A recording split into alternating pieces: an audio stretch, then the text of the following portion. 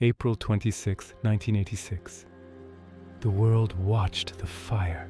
They watched the smoke carry poison across borders, a silent, invisible tide of death.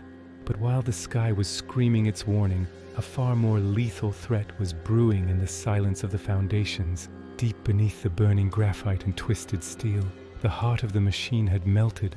Reactor 4's core had become a new element, a man-made lava of uranium, graphite, and sand called corium, burning at over 2,000 degrees Celsius.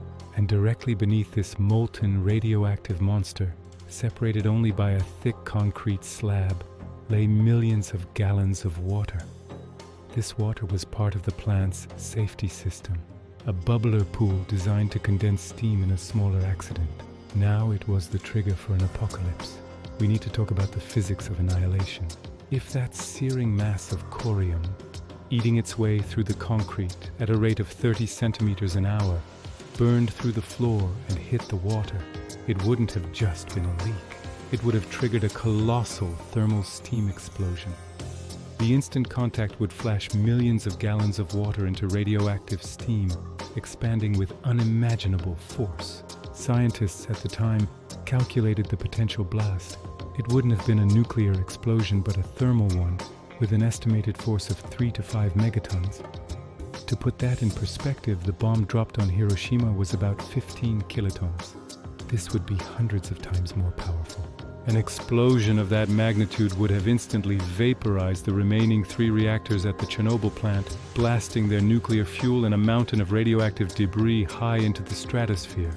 It would have rendered a huge portion of Europe uninhabitable, a contaminated wasteland for centuries. The official report stated it would have made Europe and parts of Asia a graveyard for 1,000 years. The clock was ticking. The lava was moving. The only way to stop the end of the world was to drain the water. But the valves to open the sluice gates were underwater, lost in the radioactive darkness of the flooded basement. The call went out for volunteers.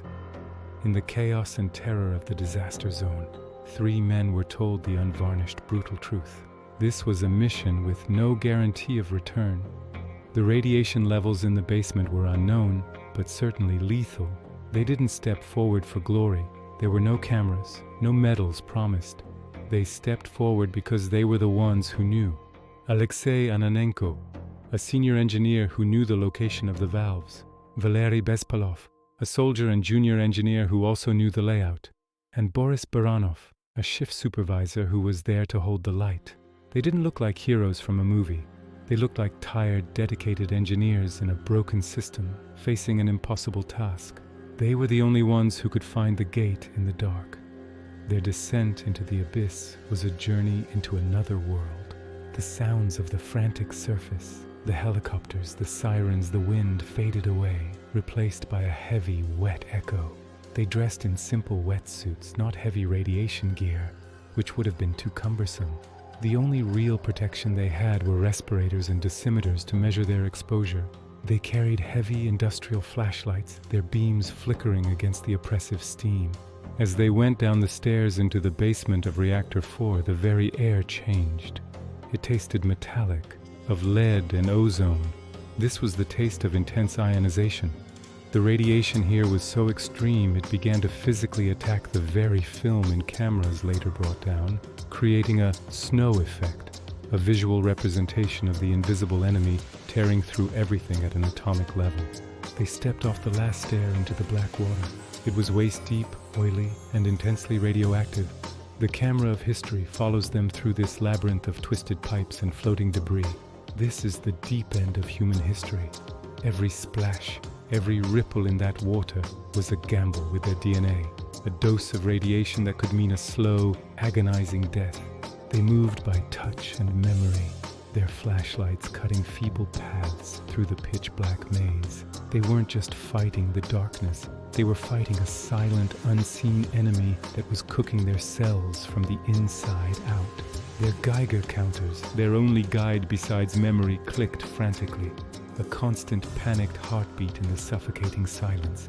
The sound escalated, screaming a warning they couldn't heed. Then suddenly the flashlight beam hit it, a rusted iron pipe leading to a wall-mounted wheel. The valves, they were there. The final struggle was purely mechanical, a testament to human will against decay. We see the three men, illuminated in the lonely cone of light, gripping the rusted wheel. For a moment that stretched into an eternity, it wouldn't budge, seized by corrosion and neglect. Their muscles strained against decades of rust, every ounce of their remaining strength focused on this single point. Then a groan of tortured metal, a slow, heavy turn, then another. The sluice gates were opening. A new sound filled the chamber, the roar of water beginning to escape, draining the trap they were standing in. They had done it.